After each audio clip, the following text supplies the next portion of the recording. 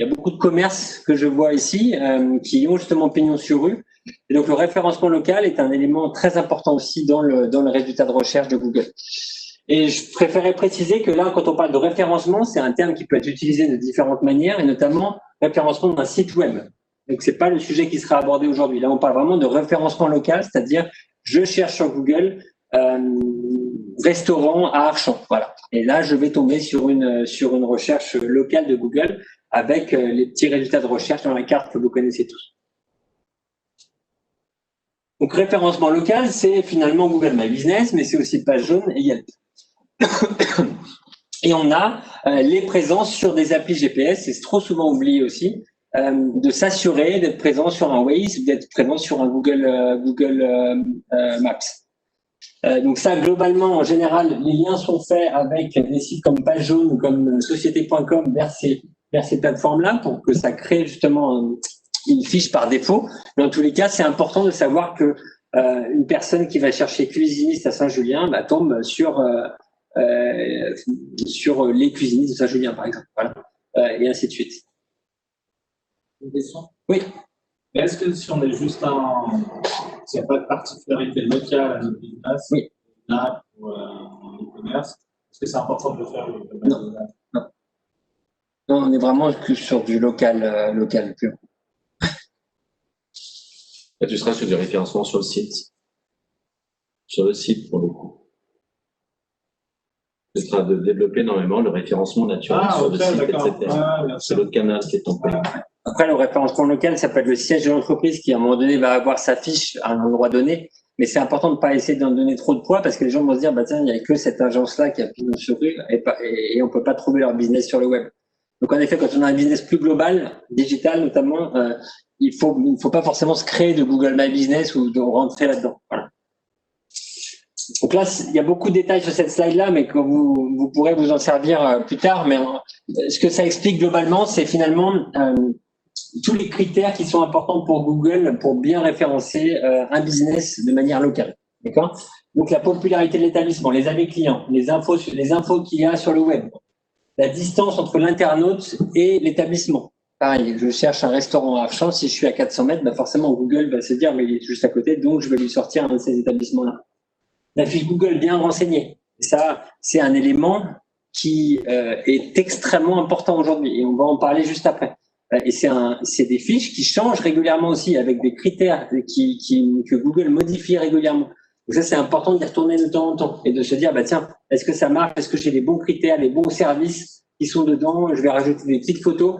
Ces plateformes-là, elles aiment toujours que vous interagissiez avec elles de toute façon. Donc, 3-4 fois par an, passez une petite heure dessus, allez voir si tout marche toujours bien et ce sera mieux pour vous. Et ajoutez des mots-clés dans vos descriptions, c'est pareil. Google, ça reste un robot. Donc, un robot, ça détecte des mots-clés. Donc, ajoutez une myriade de mots-clés qui correspondent à votre business. Demandez les avis à vos clients satisfaits, voilà, un élément important. Et ensuite, forcément, l'interaction avec les réseaux sociaux et avoir un bon site web bien référencé, ça va aider également. Google va comprendre que vous êtes une entreprise sérieuse, qui a un bon site web, qui génère du trafic et avec des réseaux sociaux qui intéressent les gens. Ça marche mieux maintenant ? Oui, parfait, super. Et donc, le Google My Business, c'est finalement ça. C'est-à-dire que vous allez taper ici, j'avais tapé, je crois, un magasin de chaussures à Genève, et vous allez avoir une petite liste ici où c'est Google qui fait la présélection des établissements pour vous et qui va vous simplifier la vie. Sauf que si vous n'êtes pas dans ces 5-là, potentiellement, un consommateur va se dire, il n'y a que ces 5-là qui existent, ils ne vont pas aller plus loin. Donc, c'est très important d'être dans ces 5-là. Ou sur mobile, c'est encore moins, c'est 3.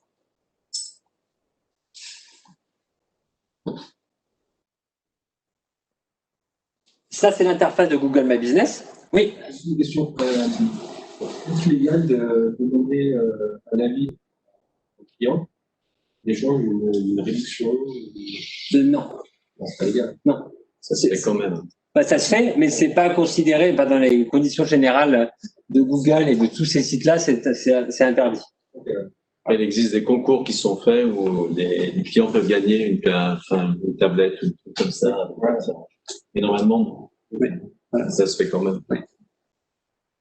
Oui. Donc le Google My Business, je pense qu'une grande partie d'entre vous le connaît. Ce que l'on a eu pendant plusieurs mois, comme je vous disais, j'ai beaucoup de clients hôteliers restaurateurs, c'était comment aller indiquer à tout le monde que je suis fermé. Ça a été compliqué. Il y a Google qui a développé certaines fonctionnalités ici pendant le Covid en se disant marqué comme fermé temporairement et ainsi de suite. L'outil n'était pas suffisamment adapté avant. Donc ça a été assez compliqué. Mais voilà, donc il y a les horaires qui sont là, il y a la zone des services ici, on peut mettre une certaine zone autour d'un point de vente. Donc ça, c'est très intuitif encore une fois, donc il ne faut pas avoir peur de l'outil, mais c'est important d'y aller régulièrement. La partie avis client ici, où vous recevez l'avis client et vous pouvez en dessous apporter une réponse. Ça encore une fois, je vous incite à répondre à tous vos avis clients.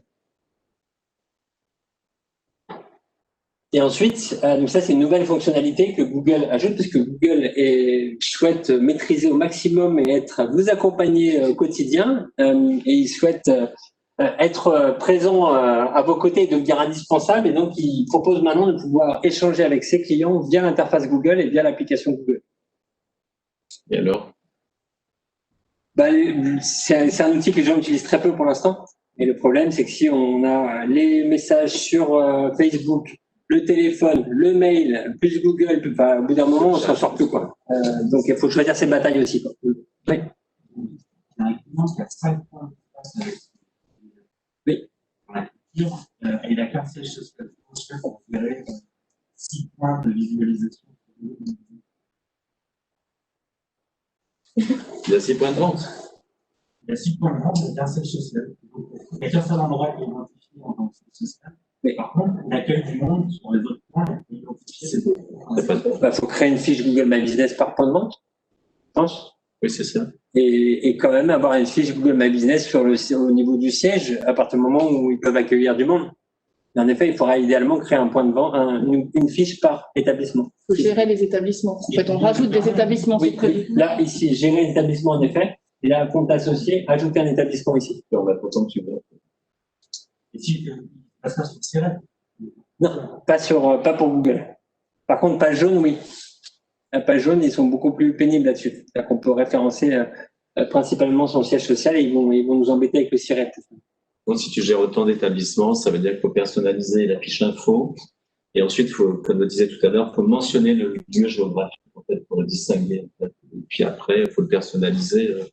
Et on peut publier un certain nombre des posts, les services, tout ça, ça peut être les mêmes sur les 8 points de vente. Ça ne pose pas de problème. Ce qui déroule. Oui. Je rebondis sur ce que vient de dire Jean-Luc, parce que là, ça n'apparaît pas sur l'interface, mais il y a possibilité de faire des posts. J'aimerais connaître la plus-value de ce. À quoi ça sert finalement de mettre des. Est-ce que ça vaut vraiment le coup d'alimenter régulièrement ou pas? Nous, on le fait pour certains de nos clients, oui. Ça vaut le coup de le faire, oui, de temps en temps, a priori. Après, c'est encore une fois un réseau en plus à ajouter. C'est ça. Mais quand on voit à quel point les gens vont sur Google, parfois plus que sur certains réseaux sociaux, oui, ça vaut le coup d'en ajouter. Mais le post, il a aussi un intérêt pour le référencement par rapport à ce qui est mis. Donc, soit un post produit ou un post actualité, en fait, c'est une notion d'animation, c'est comme une photo qu'on bouge. Et après, le menu à droite, il n'est pas le même selon comment on a rentré la fiche. Donc là, il manque service, il en manque quelques-uns. Oui, j'aime cette question. Et moi, je fais comme ça, je crée un post avec une date limite. Ok. Oui. Une photo, et après, ça s'efface au bout d'un moment. Donc, c'est judicieux. Oui. Et du coup, alors j'ai une petite question. Comment inciter les gens à laisser un avis positif? Alors, il faut la question. Moi, par exemple, typiquement, moi, j'ai des clients qui viennent dans mon magasin qui sont super contents. Je leur dis, écoutez, si vous pouvez montrer à quel point vous êtes content, allez mettre un petit mot sur vous. Je ne leur file pas 50 €, je ne leur donne pas de discount. Mais je leur dis, ça me ferait vraiment plaisir que vous disiez à ce jeu. C'est très bien. L'idéal, c'est qu'ils le fassent même sur le moment parce que sinon, ils n'y pensent pas forcément après. Mais pour répondre à la question, dans ce cas-là, la solution, c'est de faire une enquête de satisfaction et d'envoyer une demande aux clients pour poster un avis aux clients qui sont très satisfaits. Voilà. Le mieux, c'est que chaque fois qu'on satisfait un client, c'est de lui envoyer le lien ou de l'inciter donc à le faire. On peut avoir dans l'agence aussi un flyer en fait avec un QR code. On peut faire un mail après chaque fin de closing donc d'un business, effectivement. Il y en a effectivement qui peuvent faire une enquête. Et le plus performant, c'est quand même une sollicitation donc verbale, je dirais, plus qu'autre chose, et à un moment donné, puisqu'on oublie la reconnaissance s'érode en fait.